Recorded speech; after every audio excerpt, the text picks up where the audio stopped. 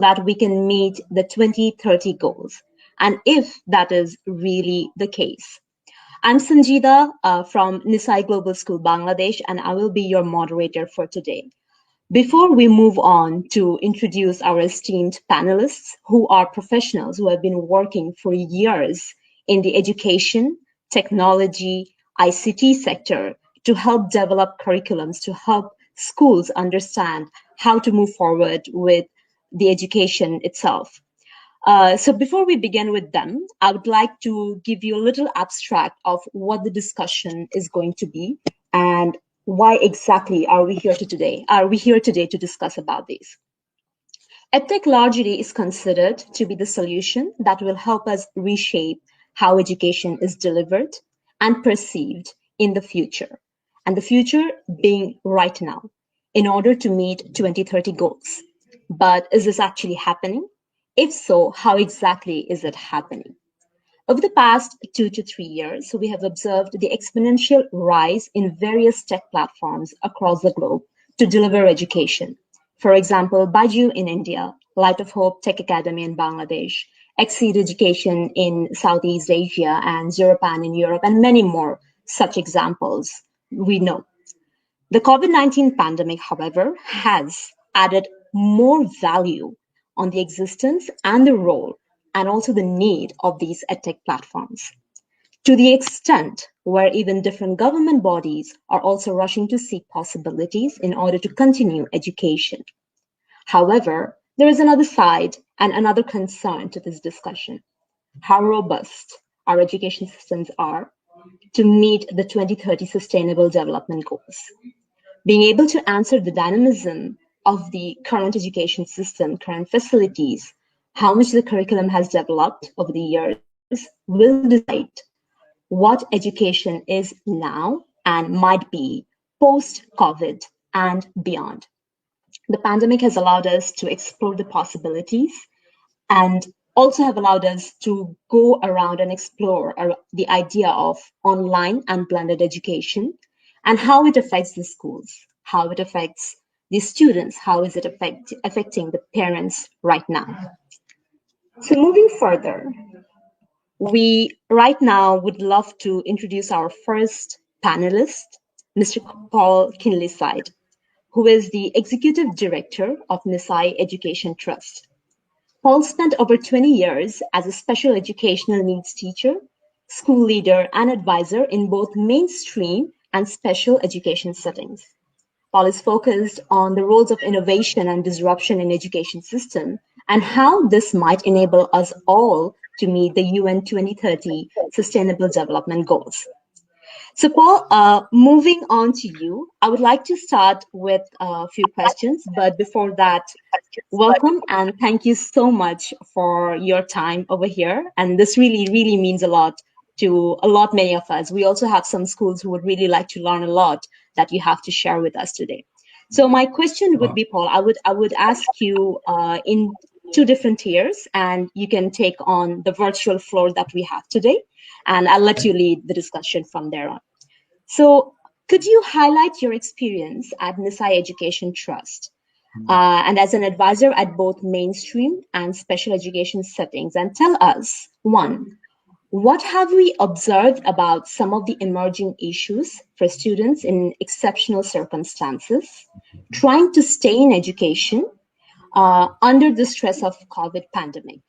And two, how might this help us think about meeting the key aspects of UN SDG 4, and how might this support future work if we can bring it up together with learning from other organizations, especially international ones such as UNESCO, IITE? Thank you so much. Would you like me to, sorry, I'm so sorry. Would you like me to share your presentation right away? That'd be brilliant, Sanjida, and thank you so much for the opportunity. And hello, everybody out there. So, Sanjida, if you just put up the little presentation that I can hook everything on, that would be awesome. Thank you. Great, doing it right now.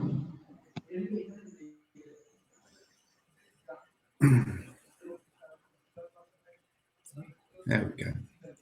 So, everybody, as Sanjida very kindly said, I've been working in this field of disrupted education for nearly 30 years now. And I think that what we're seeing at the moment is 10 years of change in 12 months.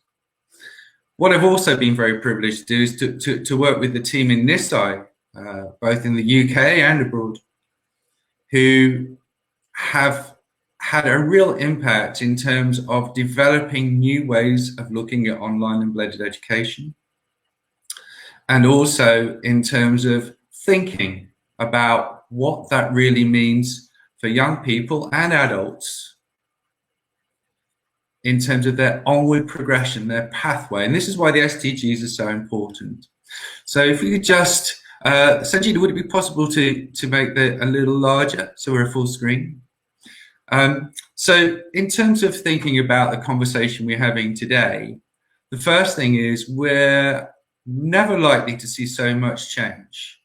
But what we do know is that change adversely affects those who are already vulnerable. And I'm going to say that people who are vulnerable are those who are not accessing education effectively at the moment, and that it's going to push them further and further, or it has pushed them further and further from the marketplace. As you can see in the slide, you know, we're what the military would call a VUCA environment. You know, it's volatile, it's uncertain, it's ambiguous, and it's very, very complex. And I think we're all looking for, as we said at the start, this magic bullet, the panacea that will provide the answer for us. I certainly know here in the UK, we've had some amazing support from the EdTech companies. Microsoft with their team product. We've had great support within the schools from companies like Zoom. But I think the question is, and of course from the government in setting up their own responses, but I think the question is, what does this mean for our most vulnerable, disadvantaged learners who are furthest away from the system as it stands? Okay. So if we've had 10 years of change, my question is, have we done 10 years of learning? And if so, what is it that we're learning? Are we codifying it? Are we sharing it? How much disruption has there really been? So if you look at the presentation, we're really concerned with children completing primary and secondary education, ensuring access to learning, access to skills, increasing the number of young people who've got those skills for employment, entrepreneurship, and then providing a safe environment. I can quite happily say from my experience and the work that we've done at Nisai over the last 25 years that we can do all those things using technology, but I really don't think that at this present moment, technology can do it on its own. I don't think it's the magic bullet, but I think it's part of, if you like, the gun that fires the magic bullet. Sanjida, could we just go on to the next slide?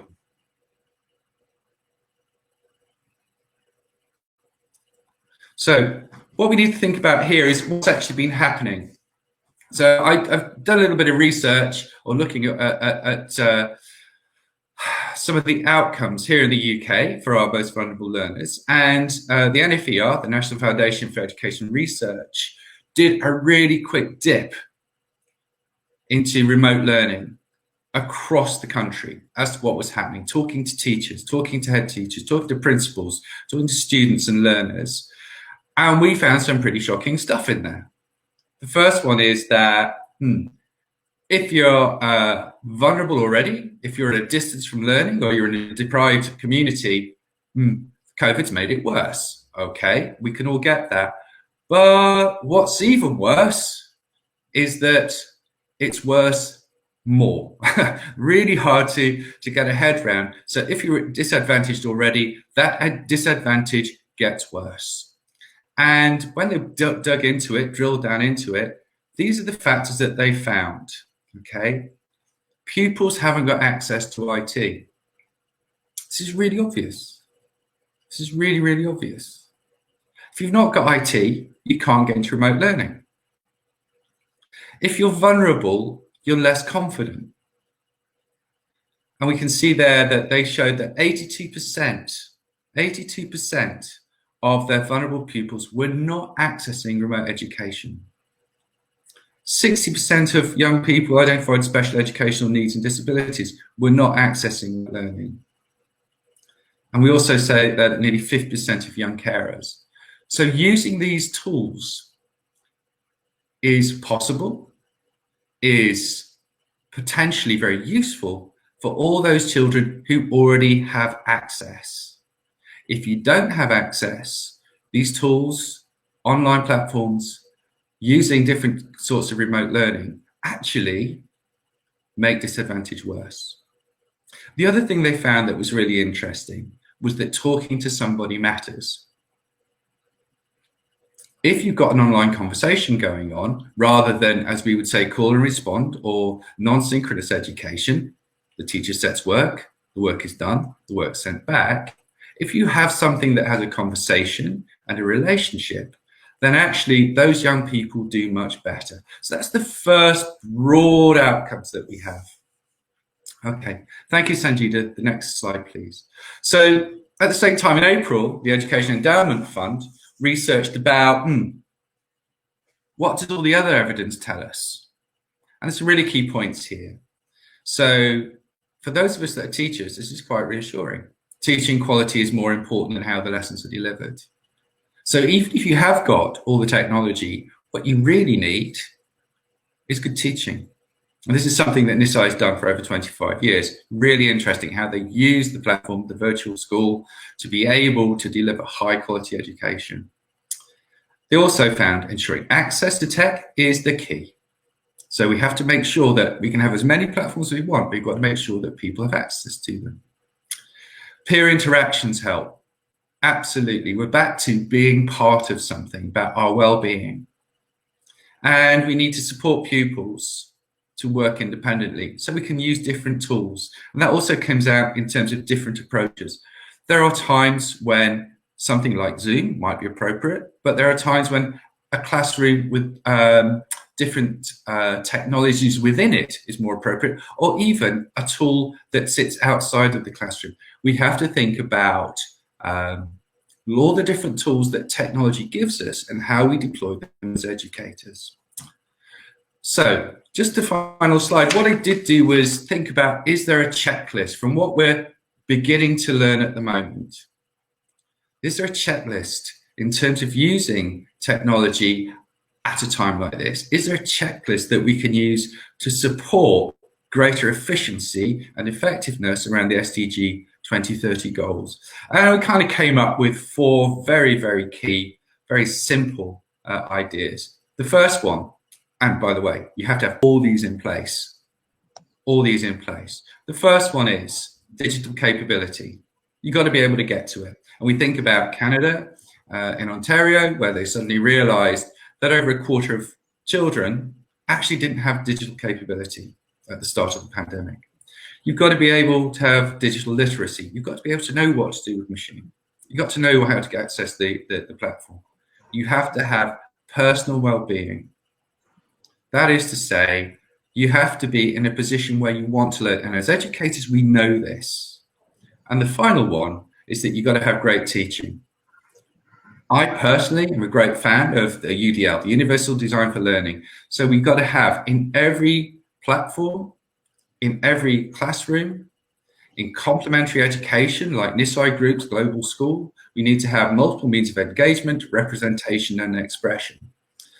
So what I'm saying here is that EdTech is not the magic bullet, but it's really important in delivering high quality education. But there are a number of other factors that have to be in place at the same time. Thank you.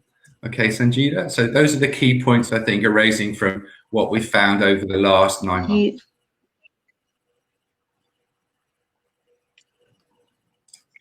Thank you so much, Paula. I personally do have some follow-up questions, but we need to hold on because we have other panelists waiting for us as well. But we will come back with more questions for you. And I believe our audiences are also sending us their questions. So we'll just have to hold on a little to it while I move on to introduce Miss Natalia Amelina, who is representing UNESCO Institute for Information Technologies in Education, also known as UNESCO IITE, and is currently the Senior National Project Officer in Education and also the Chief of the Unit of Teacher Professional Development and Networking. Hi, Natalia. Welcome and thank you so much for being with us here today. Dear colleagues, dear Sanjida, thank you so much for inviting me for today's webinar. I'm really glad to be here with you and to share our experience with you. We are very glad that we have you with us over here. So Natalia, the way we will be moving forward is I have a few questions, which is around your expertise. So I will go around with the questions and then you can answer them accordingly. So moving on to the questions that we have for you is,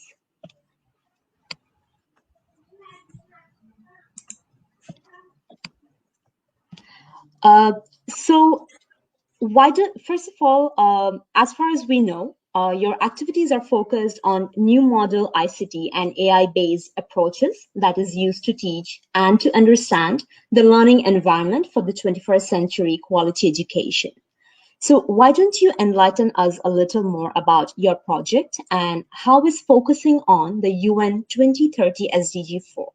And how would you relate the impact of these projects to the current pandemic and beyond? And the other questions that I would have and would like to ask right away is, as we know, you are also involved in making ICT a major part of education. So if you could highlight how are skills revolving around ICT going to support the future talent base? Or how is it relevant in the 21st century skills? Okay, thank you, Sanjida, for these nice questions. Let me start with some words about my institute, about the UNESCO Institute for Information Technologies in Education. UNESCO IITE is the only UNESCO Category 1 institute that holds a global mandate for ICT in education. Therefore, its mission is to promote the innovative use of information and communication technologies for achieving inclusion and equity, quality of education, and lifelong learning as main components of the Sustainable Development Goal 4. The Institute launches and implements joint initiatives and extra budgetary projects together with entities of the UNESCO system, international and non-governmental organizations, educational institutions, research centers, and private sector. IITE is also involved in the design and development of courses, workshops, webinars, publications, and other activities aimed at empowering teachers to improve the quality of education and fostering the potential of ICT for education transformation. It is extremely important during our pandemic time and post-pandemic time. And I would like to draw your kind attention to some of the projects of IITE that we are implementing in order to meet Sustainable Development number 4 by 2030. The first one, the first project is implementing in cooperation with the Weidong Cloud Education Group. This is a company from China. UNESCO IIT is implementing this extra budgetary project, which is titled Building the Future Schools Through ICT Competency Development, aimed at investigating of new ICT-based educational environment and promote new competences of the 21st century skills by identifying, piloting, and supporting emerging approaches and practices used in technology-mediated school education in 6 targeted countries. We have 2 main regions. They are African region and Central Asia region.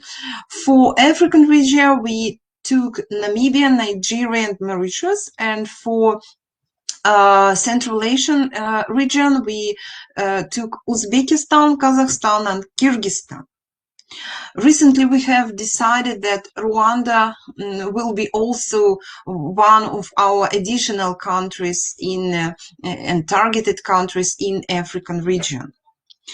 Within the period of this year, starting from February, UNESCO IITE conducted a thorough study in different regions worldwide in an effort to facilitate a better understanding of the current status of the ICT use for skills development and highlight promising practices. UNESCO IITE has also initiated conducting an in-depth study of the current status of ICT in education in the target countries in Central Asia with due regard of the COVID-19 impact on teachers and learning and the availability of national education systems for implementing innovative ICT-based approaches. For another project that I would like to share with you, this is a project with Huaxi Education Cloud China. This is also a Chinese company. UNESCO IITE implements an extra budgetary project which is titled Connecting Schools Online for Intercultural Teaching and Learning. This project is aimed to harness interactive and online tools to enhance teaching, learning, and intercultural dialogue so that young people become active learners and global citizens. Sorry, citizens participate fully in society. The project has been launched in 8 countries of the Shanghai Cooperation Organization and is being carried out jointly with the National Commissions for UNESCO and the governmental officials of the above-mentioned countries. Within the framework of this project, our institute is joining forces with Hedu Company, this is Huaxi Foundation Company, for the organization of International Online Forum Connect for teachers from the targeted countries. Within the framework of this project, we will have it in December and we hope that we will unite teachers from UNESCO ESPINET schools from Shanghai Cooperation Organization countries for the prior competition and workshops on advanced tools on online learning, raising awareness of solutions to SDG-related global issues. And finally, I am very glad to say that we are very privileged to work with our great partner, Nisai Group. Within the first quarter of this year, UNESCO IITE, in partnership with Nisai Group, launched the joint project titled Transforming Teaching and Learning at Schools for Achieving Sustainable Development Goal number 4. Turning theory into practice with ICT. The primary goal of this initiative is to support promotion of the Sustainable Development Goals, recognize and encourage excellence with the use of technology in the UNESCO ESPINET schools and general secondary schools in the Russian Federation. So we have only one targeted country in this project. This is Russian Federation. And UNESCO IITE shortest 10 schools for the first year of the project implementation. I invited students of the selected schools to investigate and learn about the role of education in Sustainable Development Goals by taking part in the competition of videos. The chosen students have started undergoing the 10-week SDG course that will allow them to consider the changes that they can make to their everyday lives in order to design the sustainable city of the future. In addition to it, UNESCO IITE also invests efforts on inclusive and equitable education worldwide, and especially for African region, in incorporating these targets into two following projects. In cooperation with the Chengdu Fund, UNESCO IITE launched a project which is titled Integrating Artificial Intelligence and Digital Innovations to Strengthen Inclusion and Equity in Education in Africa. We have just started this project in the middle of 2020, and it is aimed to facilitate bridging the digital divides in the targeted countries. In this project, we have only 2 targeted countries. They are Rwanda and Mauritius. Through promoting integration of artificial intelligence and advanced digital innovations in education to strengthen inclusion and equity in teaching, learning, and monitoring of education and lifelong learning. And for another, for us, very important project is cooperation with World Wide Web Consortium, W3C, and together with this non-governmental organization, we have developed a web accessibility massive online open course for teachers and specialists working with people with disabilities. This course is aimed to introduce and improve knowledge of the web accessibility principles, components, barriers, adaptive strategies, and the international W3C accessibility standards, as well as to provide a strong foundation for making websites and applications work well for people with disabilities. As of now, it is around 16,000 students from more than 150 countries all over the world took part in this training. So it means that this MOOC, this massive online open course, is very, very popular and up to date. To sum up, it is worth to mention that the forced lockdown demonstrated in the implementation of ICT and demonstrated doubtless advantages of the use of online tools for education purposes, which add overall value, relevance, and sustainability of the above-mentioned projects during and after the educational crisis caused by the spread of COVID-19. New technologies, including artificial intelligence, in this regard, hold great potential in providing educational institutions with necessary solutions and tools for maintenance of the undisrupted learning process for every student, leaving no one behind. And very, very shortly, I know that I'm taking probably more time than it is expected, concerning the 21st century skills. Let me inform you that development of ICT competency of teachers contributes to the future sustainable schools and societies by creating a solid base for ICT-based learning environment.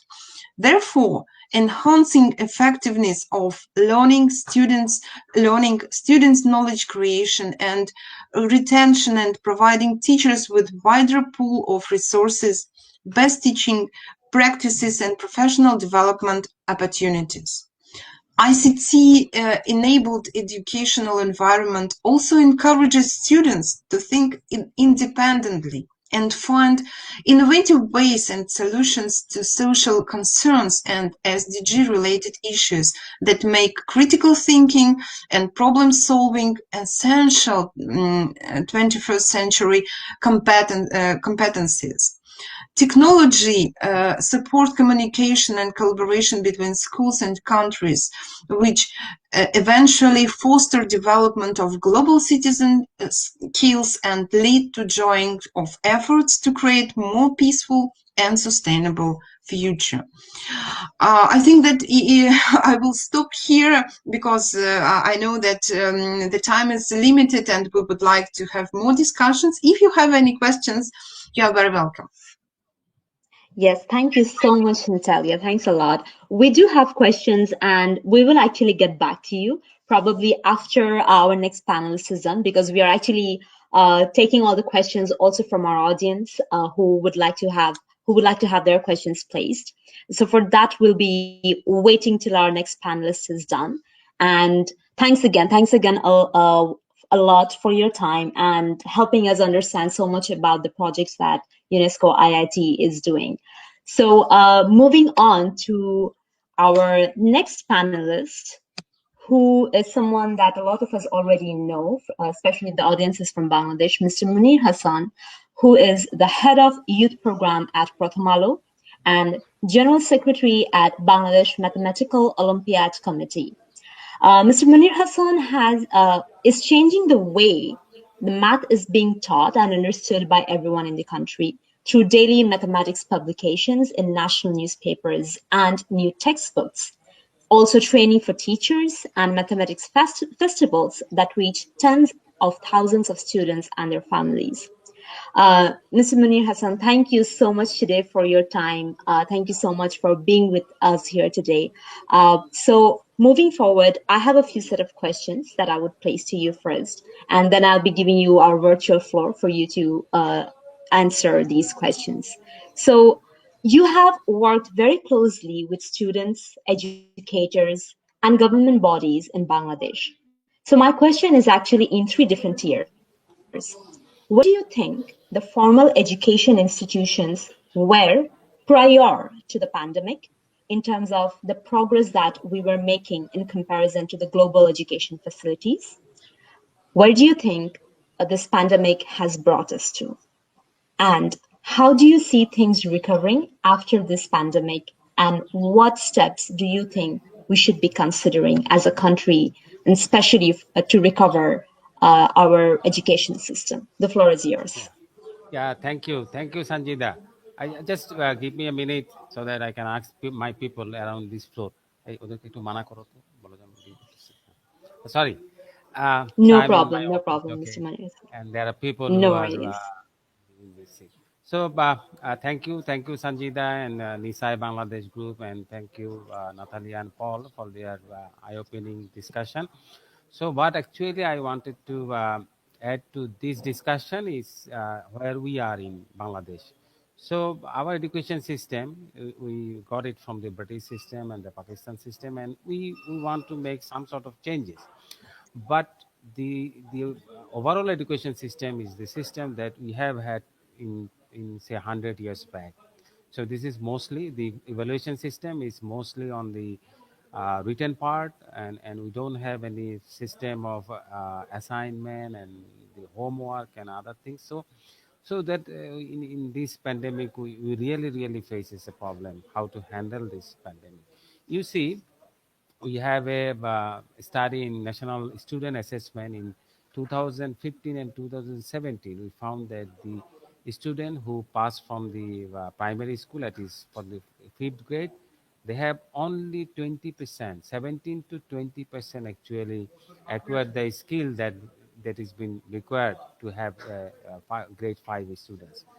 But on the other thing, you see that we are one of the country which actually achieved the MDG's goal to bring all the students, all the child in the school by 2015. Actually, we achieved it in 2013. We actually bringing 98% of our children in the school, in the primary school. But what happened is that when they goes up one grade to next grade, and they actually been frustrated because they don't have any plan exit way. So the students are dropped out from step by step, and when it is in the 10th grade, it is say from the 44.3 million, it is dropped to 1.8 or 1.5 million. But at the same time, we found an interesting thing in 2010 is that we have a similar technology and vocational education system, and the systems are fine, but people don't go there. So by 2010, we have only 1%, only 1% enrollment in TVET. But it should be around more than that. So in the last 10 years, we have tried, and now it is on the 17%. Again, you see, in 2011, we have introduced ICT education. It's a compulsory for the high school student. And 2011, we introduced that one. And by step, and by 2015, it is from grade 6 to grade 12, we have achieved this ICT education. But again, we found that since the teachers are not ready for this transformation, for this ICT subjects and others, so ICT became the second most horrible subject in the higher secondary education in the exam. So it is after the English, it is now the ICT, which is dangerous for the students. So incidentally, this year is happened to be the last year for this current curriculum, which has been started in 2011. We have a curriculum lifetime of 10 years, and every 10 years we evaluate and do some changes in our curriculum.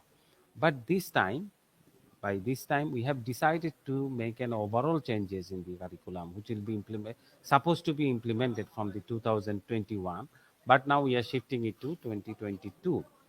So one thing that we have introduced in 2011, we have introduced ICT for the high school student. Now we are thinking of introducing coding for the grade 4 students, I in the primary school and others. Okay, so there is a move in the curriculum, in the system, that we have to go with the ICT and technology, and we have to be at par, almost at par in the idea and in the idea level, but not in the implementation level. You see, when this pandemic started, we try to somehow accommodate our teaching in some sort of online teaching and something. So there are three traits you can identify. One is that we requested some of the teachers to come up in the studio and do their teaching. They do their taking class in the blackboard, in the whiteboard, and we just recorded them and just air it in the television. We have a one terrestrial channel. So we started from 9 to 5. We have started classes for class 1, class 2, class 3, and all the grades are there, and they go for the classes. So some of the teachers, they are a little bit smart. They started their own live classes in Facebook, and they have do their recording, and some of them actually go for live classes. And only a very few of the teachers, they try to make the real e-learning system. It's a very few. So what happened, actually, we identified that the teachers are not equipped, and students don't have the access or connectivity. So students don't have the connectivity in terms of equipment, in terms of bandwidth, and in terms of affordability. So recent study shows that the more than 20%, 40% of the students in the high school and primary school, they don't have the connectivity and or the devices they need to connect to a classroom. This is not only because of the financial ability. There are other things is that in our country, the parents don't allow the students, don't allow their kids to equip with mobile phone, the laptop and others in the school, for the schools and others. So usually some of the students, they get access to their parents mobile phone or parents laptop, and they need to give this time they need to have these devices of their own. The second thing is the electricity. The outside the Dhaka, outside the capital, we don't have a stable electricity, and this is the reason that the students are not being able to follow the classes in the television, which is particular time. You have to log in at this particular time of the classes. If you miss it, you have to miss it. So from the mathematics Olympiad committee, we have organized a teachers training. Okay, so we have organized a teachers training. We realized that all these are possible hazards, so we gave them laptop, we gave them mobile connectivity, and we also try to connect them in a Zoom classes. Okay, Zoom based class. And what we found is that the some of 50% of the teachers are not able to connect because the home where they are, they don't have a greater connectivity to have the video class on mobile or laptop, and some of the teachers do not connect at time because of their electricity problem. So realizing all this effort, recently we have tried to implement a trained teachers, primary school teachers for mathematics training. And what we actually have done, besides the hands-on training in the classroom, in the training academy, we also put our training material in website. The government has a e-learning platform and input all our materials over there, and we found a really good statistics. We found that there are this is for the government primary school, and we have 65,000 government primary school and around 3.75 lakh, which is the 375,000 teachers. Of them, around 200,000 teachers actually enrolled to this mathematics education program. So we actually really getting an idea how we have to handle this type of things and pandemic in the future, and how we have to connect our rural people to a better education system. So this primary education project gives us an idea that if we have a good content, good delivery system, and teachers, and the good academic facilitator, who are the teachers, then we will have a global level education for our future generation. So government is putting a new curriculum from 2022, and we need some sort of global education system which could help us to help our students through educators through the system, and to the students, so that they can achieve their goal to reach by 2030, or the country's goal of 2041, having to become a rich country by that time. So I think I should stop here now, and we'll listen to the other people, and also if you have any questions, I will like to answer that. Thank Over to you you, so Sanjida. much. Thank you so much, Mr. Hassan. These were very informative, and I think these were certain concerns that a lot of educators, a lot of parents, a lot of students looking forward to. So we are really glad that we could address some of these concerns, we could address some of these questions. And I believe we have quite a few questions from our audiences, and quite a few questions that I personally also would love to ask to you and our other panelists, both Paul and Natalia. So if we could move forward with the questions that we initially had, from some of them being from the discussions that we were discussing, the panelists were discussing.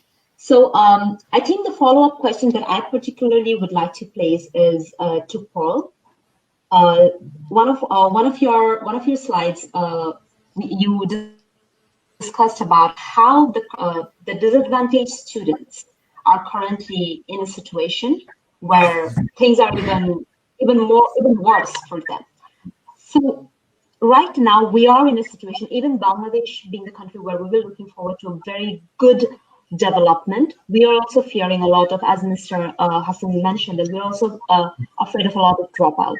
So what do you think that could be a possible, probably not a magic bullet, but a probable solution for these students to actually look forward to, where they're not, at least not back to where they were 10 years or 20 years ago? Yeah, I think that there's two bits in there, Sanjida.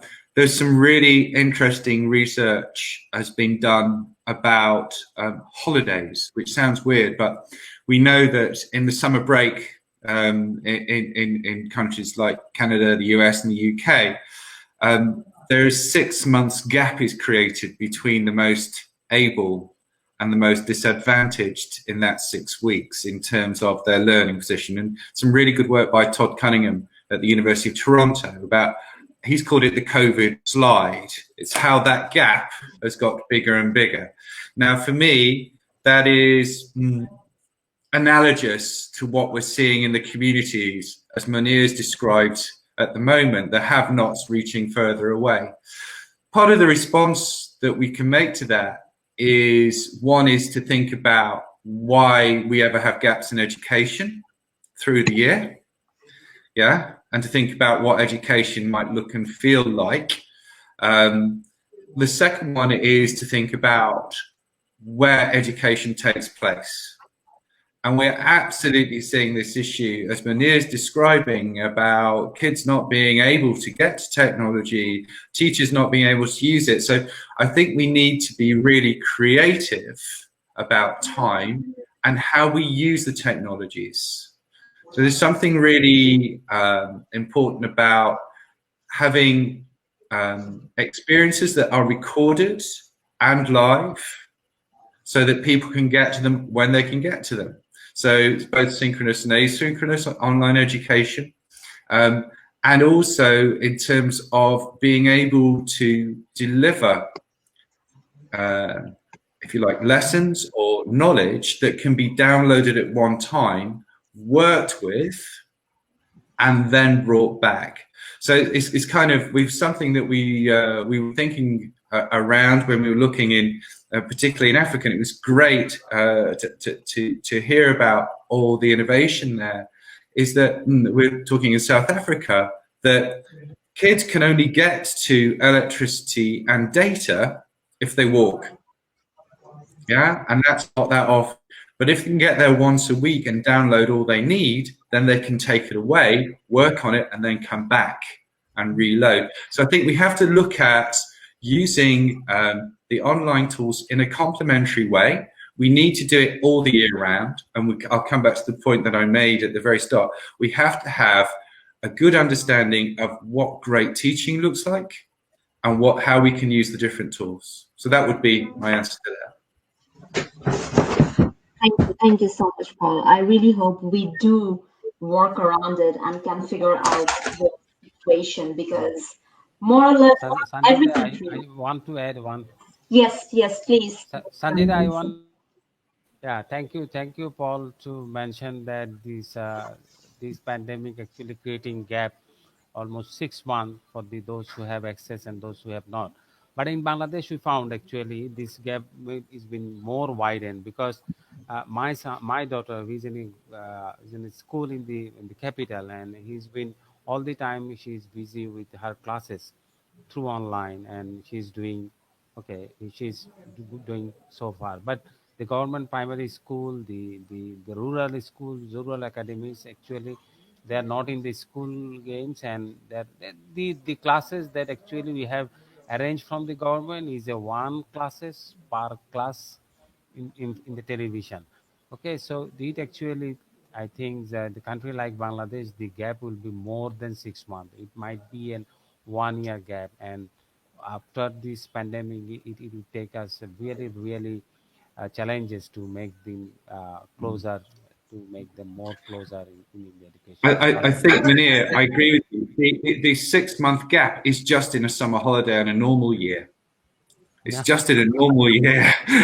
So when we're looking at the COVID pandemic, and we look at the children across the world in developing, whatever nomenclature you want to use, we've got children who are already disadvantaged, who are possibly 3 years behind by the time we come out of this pandemic, or more. So I think that we've got to be really creative. I'm with you 100% on this. We've got to be really creative about how we use these tools and how we partner with the EdTech companies to be able to deliver something really different. Because they've just fallen further and further behind. So, Sanjida, I believe yes, Natalia. Sanjida, I just want to inform you also about the recent initiatives in the area of COVID-19.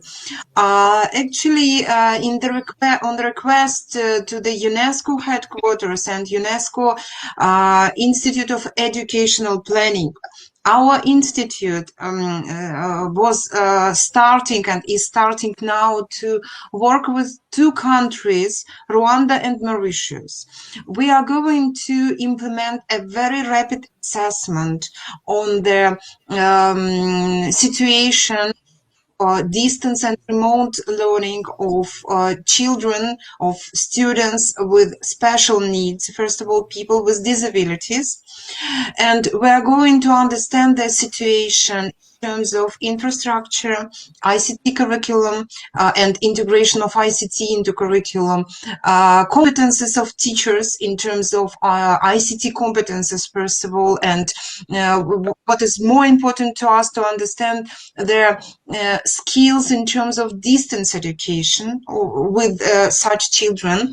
And in addition to it, we are going to understand the motivation of such teachers in this situation, in the pandemic and post-pandemic situation.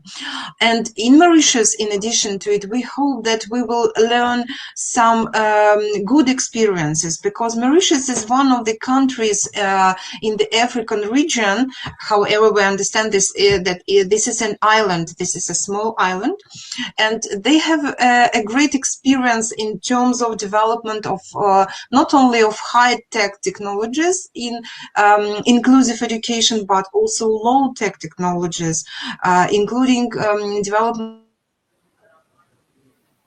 of special TV programs for those for those students who don't have access to internet connection.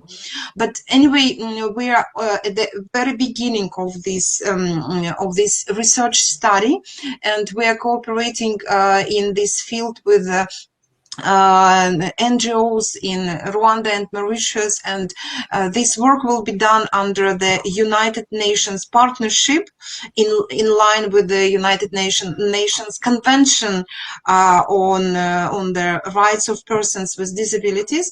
So, and I hope that in the beginning of next year, I hope in February, we will have some more deep understanding of these countries, of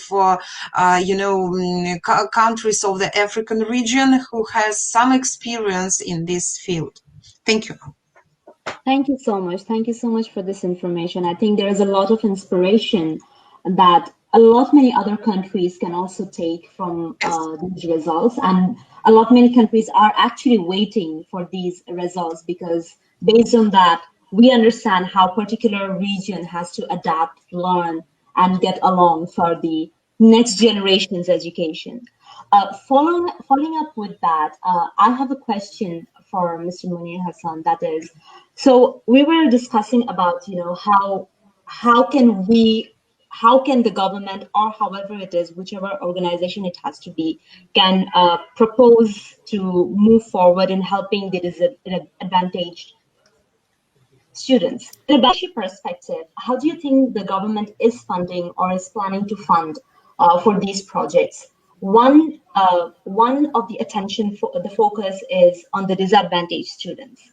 But what about the other students who are not disadvantaged, but they also need the attention because the current pandemic has really disrupted many other systems of education as well. So how do you think the government, according to you, the government can move ahead or is moving ahead with those necessary fundings or the necessary initiatives? Thank you. It's a good question. First of all, the government is trying to solve some of the problem that has been facing by the students. Okay, so some of the public universities, they offered their students of laptop and other devices to be connected in the system. But at the same time, it has been realized that most of the students who are in the rural area don't have the devices, don't have the connection, and don't have the affordability to get the bandwidth.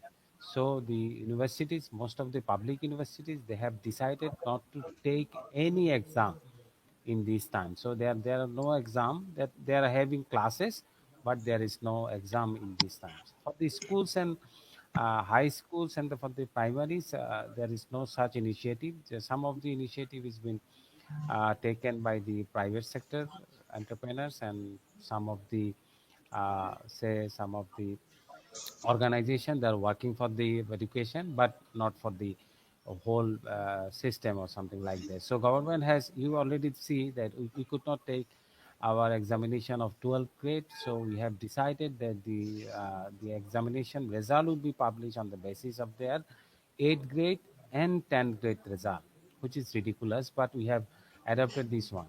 This actually create a problem for the universities next year, because the universities, we have 150 universities, and they are all capable of catering almost 500,000 students. But this year, there will be more than 1,300,000 students will be pressing for these 500,000 seats, and that will create another problem, and we have to solve this one. So now what actually is trying, some of the universities trying to come up in a cluster, so that they could organize the uh, admission test, and they can enter. And for the Paul and Natalia, we have a admission system. Not like, it is not like the universities in the east or west. It is a pure examination system, and other than writing an essay, they have to appear in an exam. It is sometimes it is an exam, written exam, and then an interview, so to get a chance in the universities.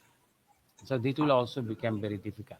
So government is trying to have to solve all these issues, but there are other pertinent issues. So I think government needs some sort of support and ideas from the other side.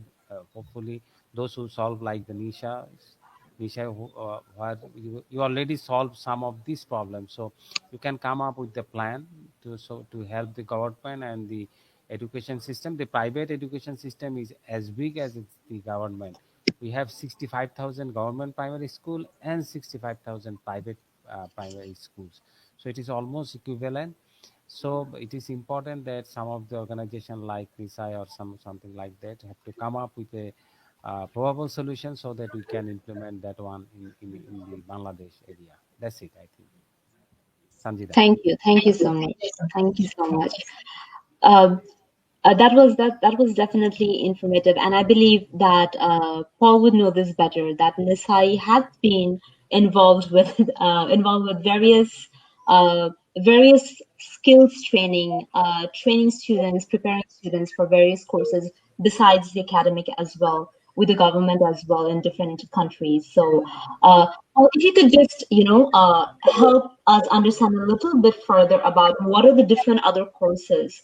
I believe some of this discussion were also around some of the SDG courses that Nisai provides globally to students.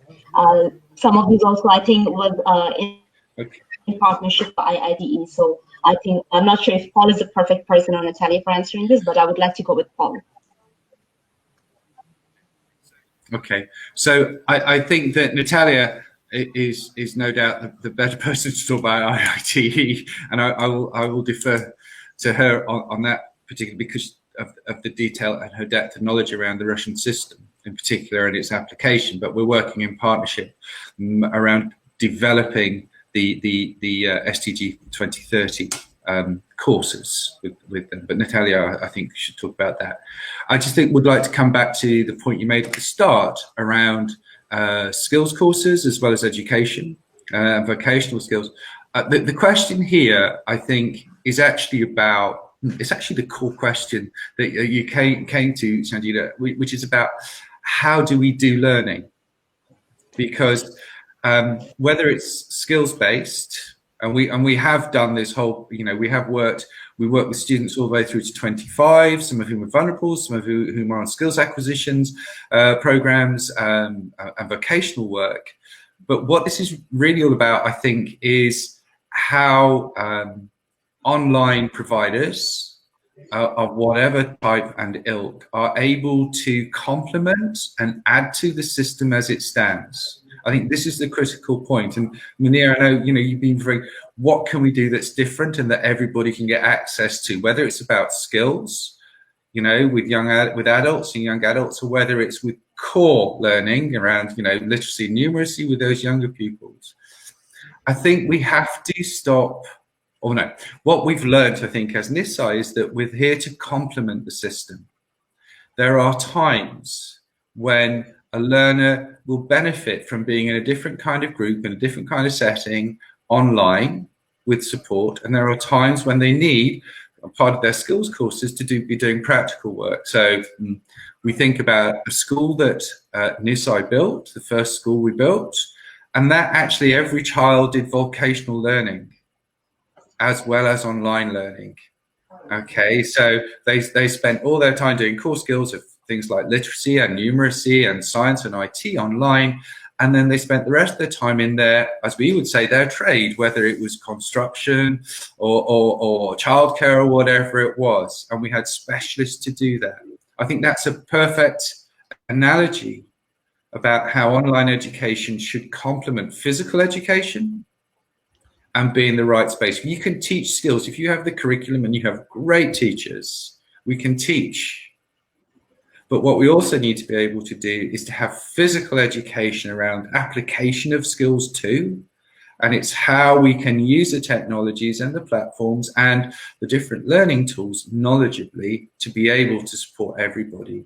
So rambling answer, but I think quite important, because I don't think I see the technology piece around skills and around education as separate from the physical, traditional, if you like. I think it's how we blend them together to complement each other. And I'll kind of an example from a school that we've worked with and we know well in Bristol, which is for young people with autism. They're continuing, even though they're in education every day at the moment, they're continuing every day to have time online. And the reason they're doing that is because they're seeing this as a core learning school for the rest of their lives. Yeah. And because they feel that they need to be prepared for that. So I'm coming back to this thing about complementing, working together and working out which are the best bits that can be delivered in which way. So yeah, we've done skills training and we do skills courses for adults and have done for a long time. But I think it comes back to where does it fit best and how can it add the most value? Thank you so much. I think this also brings me to the point that to our topic, that is, if EdTech is actually the magic bullet, which we realize that it's not exactly the magic bullet, but it definitely is a very, very vital point, to very vital thing to have right now, especially right now. I think from what Paul mentioned is that we are also trying to explore what we know as a blended learning, whether it comes in the form of online, whether it comes in the form of mixing online and offline. So currently we are also, many institutions are also looking at the blended learning platform or blended learning system, how it can facilitate schools, how it can facilitate educators, students, cater the needs of special students, as disadvantaged students as well. That is also something that we are currently is a very big discussion that everyone around the globe is looking into. Also in Bangladesh, I believe many schools, many parents particularly are very worried because no one around the world was prepared for something like COVID-19. So no one could see the future, that this is how 2020 is going to look like. This is how the future of education needs an instant change to move further. So coming to the question that I partially asked Paul about the SDG courses, I would like to go to Natalia now to tell us a bit further about how these courses, and also focusing on ICT, how are these preparing, or how do you think all around the globe will it help prepare students from various backgrounds for their future? Okay, Sanjida, thank you so much for making a focus on this very important issue. First of all, let me invite all specialists from Bangladesh to the UNESCO IITE website. Please enter our website and you will see a great number of absolutely free and open resources. Please take a note that our target audience are teachers, first of all, administrators, of the schools, not only school, but educational settings and policymakers. Unfortunately, we don't have the capacity to work with students and to develop school programs and curriculum. But I hope that during the next year we will be very close to the topic of digital citizenship, and we hope that also students will be involved in some trainings and will take part in our webinars and learn from our materials. But anyway, speaking about the teachers, I think that teachers is the main force of transformation in the educational system, especially during this crisis of the COVID-19. And during the pandemic, our institute has joined its efforts from with a number of companies, corporations, organizations, and partners all over the world. Let me try to share the screen. I don't know, because it's a new platform for me, but let me share screen in Earlys with 2 monitors. I don't know how to do it with it.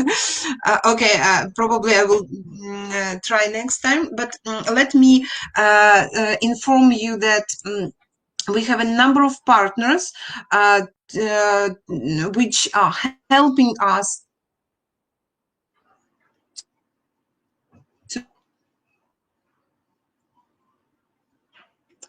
Natalia, I think we can't hear you.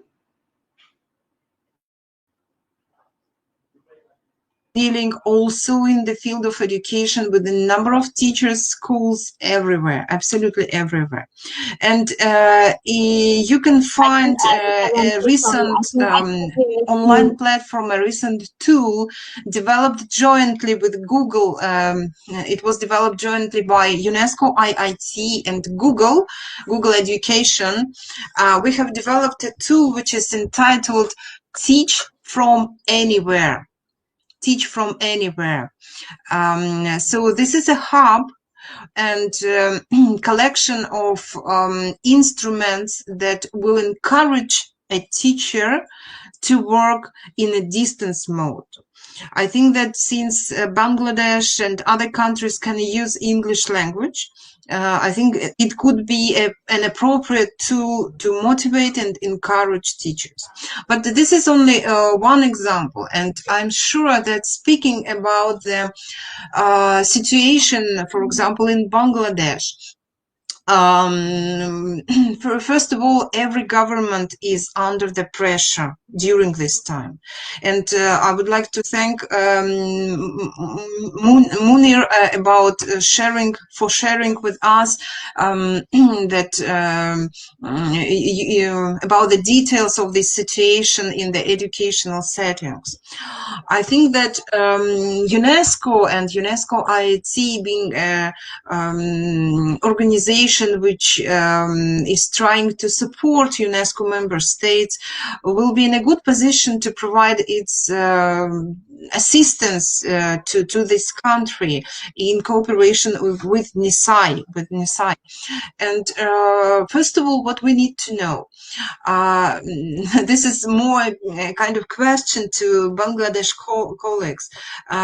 We need to know the initial level of teachers in terms of ICT skills, because we don't know from which level we need to start professional development. So for this to do, I'm just wondering if in Bangladesh you have already conducted any needs assessments, any any assessments of ICT competences, skills of teachers, for us to understand their background in this area. This is my first question. I don't expect that you will provide answers right now. Just this is a start for a discussion, I would say.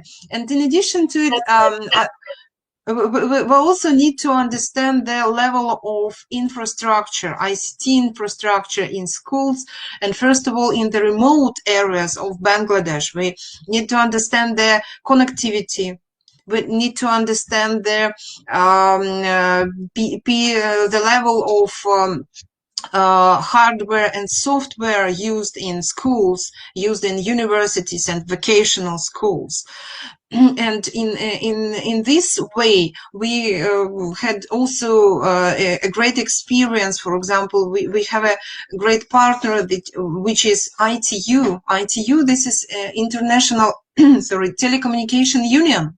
This is also United Nations agency as UNESCO. Yes, and they are dealing with international information and telecommunication technologies, including connectivity. And they can say what is the level of infrastructure in general in schools, what kind of connectivity they use, what is the hardware and software and so on. So we need to know such a background to start working more closely with Bangladesh, with your country.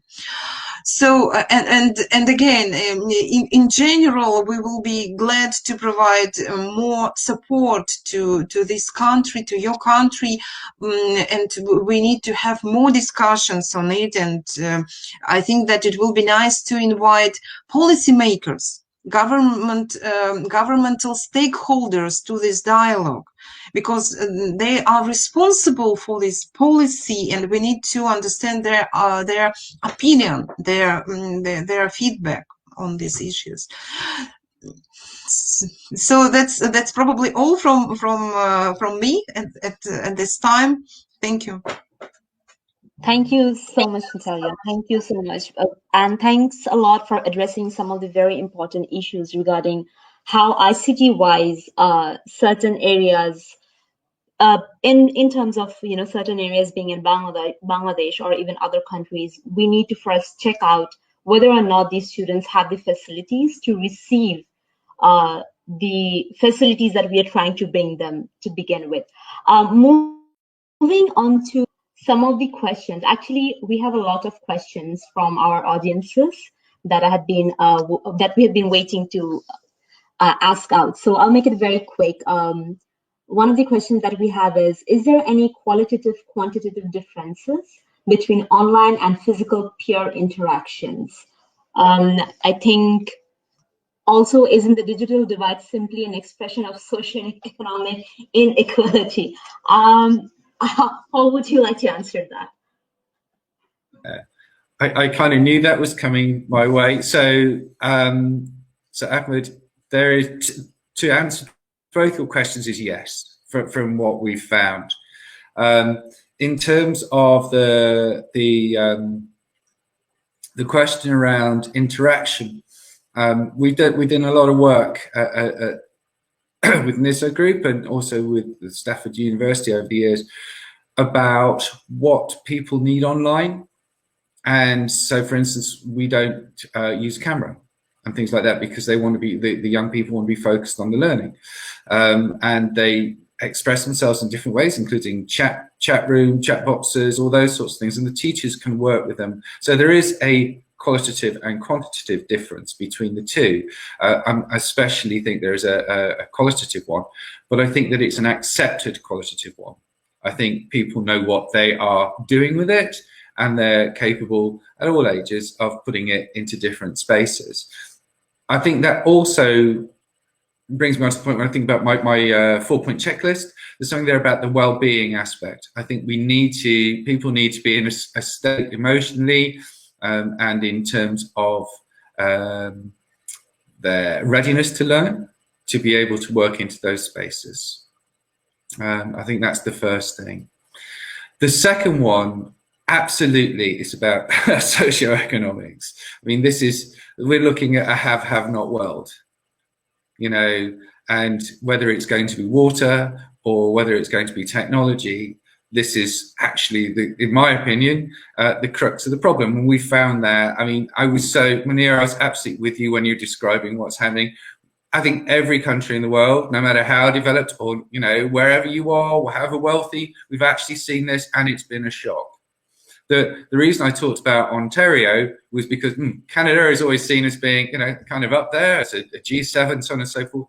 They only had effective connectivity for the first 100 miles in Ontario from the border with the US.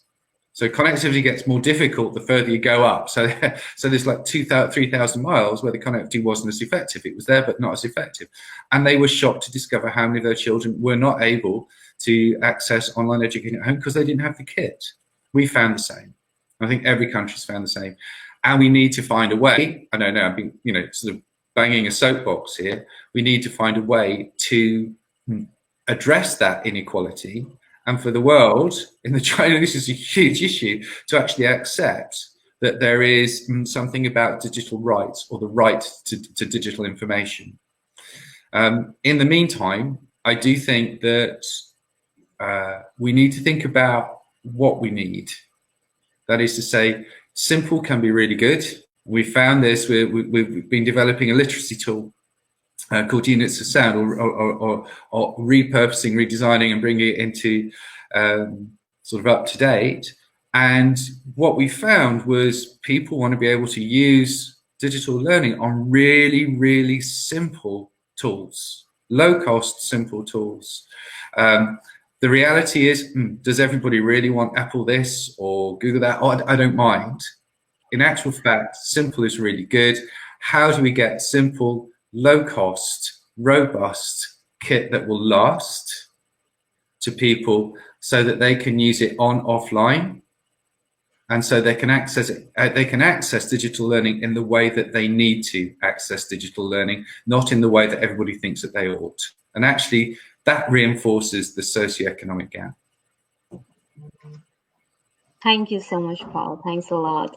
I really hope that does answer the question that the person had. So the next question is, which are the countries that have some best practice that we can follow for Bangladesh? This is to Natalia. Which countries do you think have some best education practices that can be followed in a country like Bangladesh? Thank you for this question. Yeah, every country has its own unique way. I don't think that we can provide, the ready solution to Bangladesh or to any other country and to say, please follow this way. It's not possible, absolutely.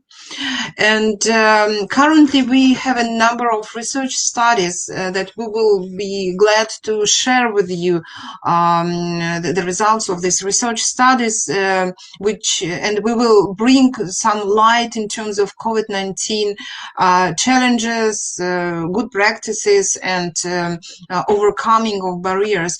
But again, please don't take it as a ready solution. I think that you can monitor our website and you will find some interesting solutions for your case, probably. Thank you so much, Natalia. Another question we have is, this is I think to Natalia as well. Does the UNESCO have any future plan to work jointly with Bangladesh government schools to develop the remote teaching capabilities and educate both teachers and students? Would you be happening to know this? Currently, I don't know about such plans. You are asking about UNESCO in general, and I cannot reply for UNESCO in general. I can reply only for my institute, and as far as I know, we don't have any special plans for Bangladesh, but this is absolutely a case of discussions between the government of Bangladesh and our director of our institute. So in case there will be any special request from Bangladesh government, so be aware that we will very quickly reply to this request and provide professional development or any other support necessary for Bangladesh. So everything is starting from the official request from the country. Thank you so much. Another question we have is, how do you want to see the capability challenges of our country chronologically, like infrastructure, connectivity, government education policy, digital devices, financial positions, etc.? I think this is very precise from Mr. Munir Hassan, but I think something happened to his connectivity. we will definitely hold on to that question. But these are definitely very important pointers that we would like to have. Mr. Hassan, are you back with us? I think he's still connecting. Could we have the next question?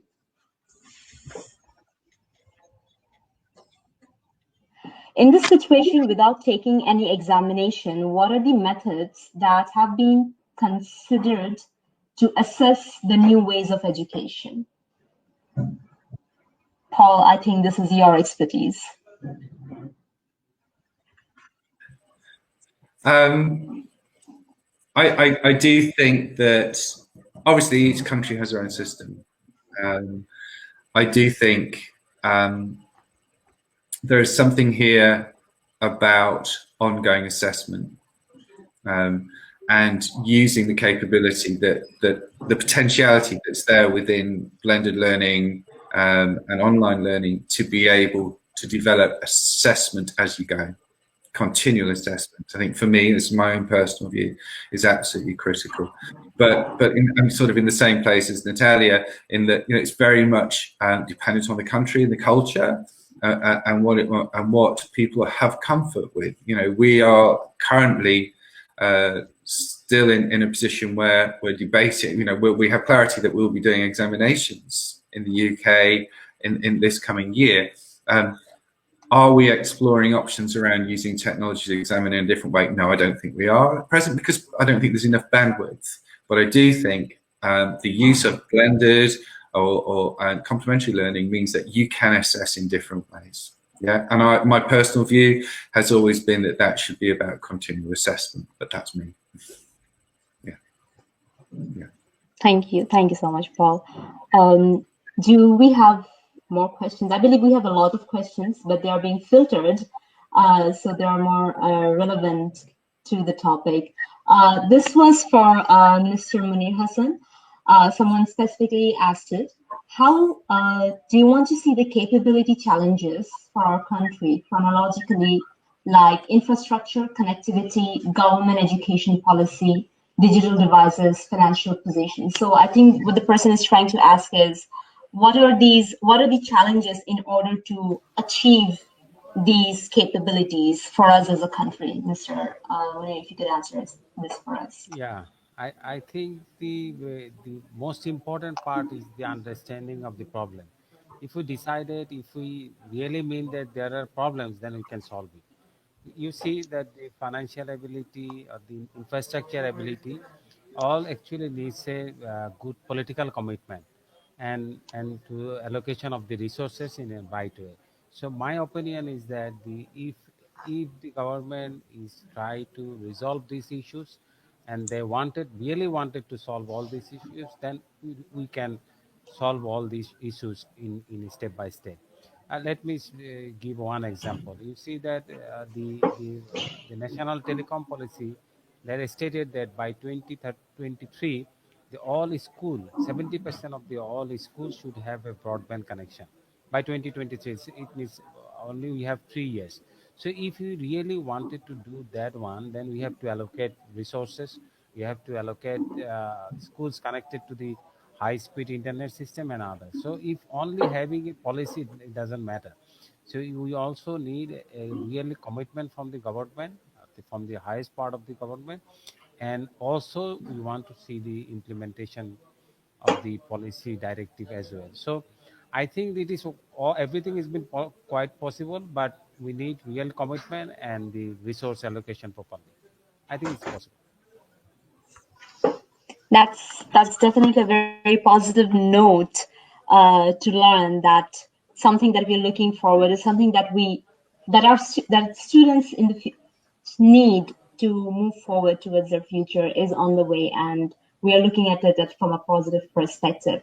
We will take this as the last question because we are about to run out of time, so I don't want to hold everyone up. So the question would be, in this situation, without taking any examination, I think we just answered this question.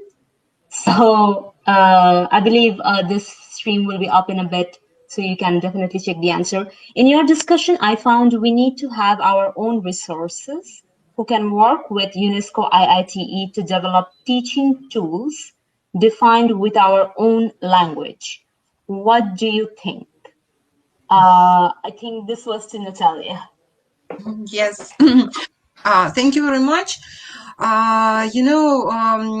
Yes, sometimes we are working not only in English language, but we use local languages. But in your particular case, we need to start with the understanding of the current situation in Bangladesh. We cannot take, for example, some existing course or training and just translate it into your local language, because we believe that it may not meet your demands and needs for a current situation. That is why I think that we need to have more discussions on the governmental level with policymakers who are responsible for this, for dealing with such issues. And we need to understand the current situation in education in Bangladesh.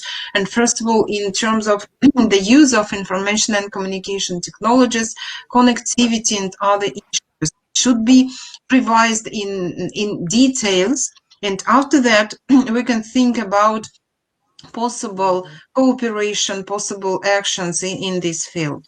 And currently I have shared with Amelina a link to our website with a collection of resources from our partners, which are, again, are absolutely free.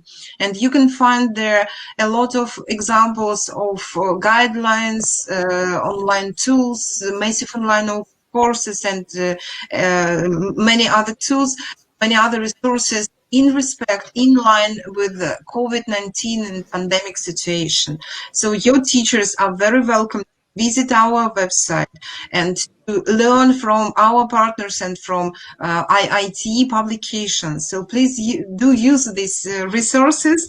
They are mainly in English, but unfortunately we have not translated it up now. So in the future, we will be very glad to discuss more closely with Bangladesh stakeholders about possible cooperation. Let's see how we can support you. Thank you so much, Natalia. Thanks a lot. In fact, thanks to all the panelists, thanks to the audience who made their time today to be a part of this discussion.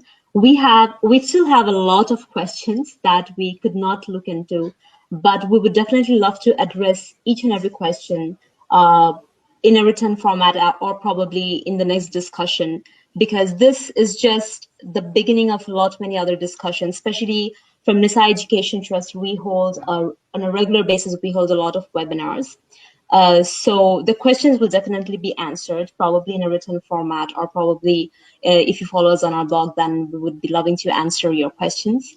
Once again, I would love to thank everyone who were with us to be a part of this discussion. Special thanks to all the panelists who made their time out of their day, out of their work to answer these important issues around education, technology, EdTech, and the future of how education is going to be delivered and perceived. Given the fact that a discussion like this cannot be just one-off, it needs a constant understanding, a constant way of testing and looking at the results of how this can be made better for the future, for the students to grab the opportunity that they deserve and that they need to learn for the future. We look forward to having more of these discussions.